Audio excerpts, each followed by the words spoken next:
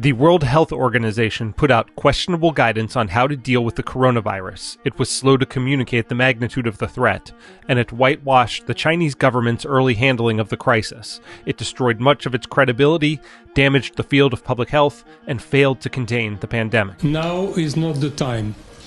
That's a bit too early to consider that this event is a public health emergency of international concern. WHO's response in part stems from its overly deferential stance towards China, which is its second biggest contributor among 194 member states. A phenomenal collective action and cooperation by the people of China to this response. We would have seen many more cases outside China by now if it were not for the government's efforts to protect their own people and the people of the world. The Chinese government is to be congratulated for the extraordinary measures it has taken to contain the outbreak. WHO whitewashed the authoritarian government's overall record. It praised China for releasing the virus's genome while neglecting to mention that it took them at least 17 days to do so. It didn't report human-to-human transmission until late January, even though Chinese doctors suspected it at least a month earlier. Although the extreme lockdown of Wuhan likely did save thousands of lives, WHO scientists weren't allowed into Wuhan until 3 weeks after the outbreak first came to light. Meanwhile, the WHO praised the Chinese for their openness. China took action massively at the epicenter, and that helped in preventing cases from being exported. If we say there's a pandemic of coronavirus, we're essentially accepting that every human on the planet will be exposed to that virus. And China have clearly shown that that's not necessarily the natural outcome of this event. As the virus continued spreading across Europe and reached America, WHO recommended that the travel industry maintain the status quo. There is no reason for measures that unnecessarily interfere with international travel and trade. One country that ignored this advice was Taiwan, which also warned the WHO that it suspected the virus was spreading through human-to-human transmission and was ignored.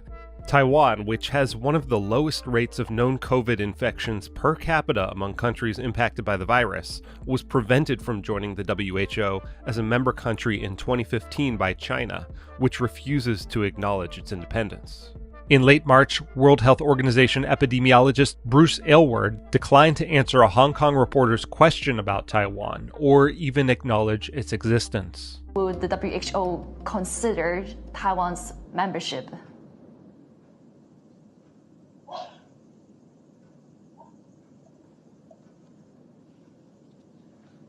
Hello? I'm sorry, I can't hear. I couldn't hear your question. Okay, yeah. Let me repeat the question. No, that's okay. Let's move to another one then. Right, because I'm actually curious on talking about Taiwan as well, on Taiwan's case.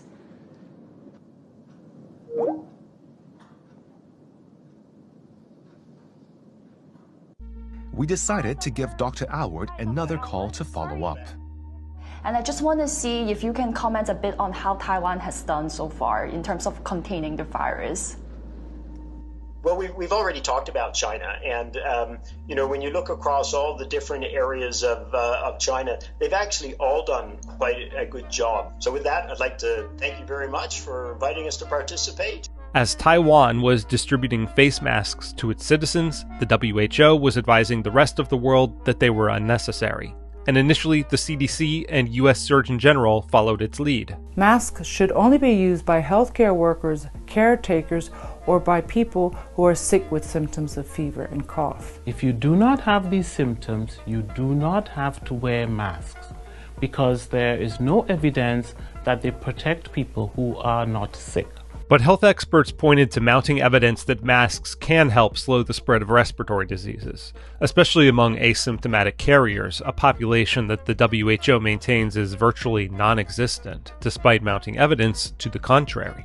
In mid-February, the WHO trumpeted good news from China. The data from China continue to show a decline in new confirmed cases. Once again, we are encouraged by this trend. ignoring evidence that it may have been a statistical anomaly, and U.S. intelligence believes that China has entirely misrepresented both case numbers and death tolls according to Bloomberg News. Finally, on March 11th, after Italy was already in full national lockdown with more than 10,000 cases, WHO finally acknowledged the true magnitude of the crisis, declaring a global pandemic. COVID-19 can be characterized as a pandemic. They could have called it months earlier. They should have known, and they probably did know. So we'll be looking into that very carefully, and we're going to put a hold on money spent to the WHO. Donald Trump and other world leaders aren't absolved for their failures by the WHO's bungling of this crisis. But it's important to remember that if the World Health Organization had done its job, the nightmare we're living through might not have happened at all.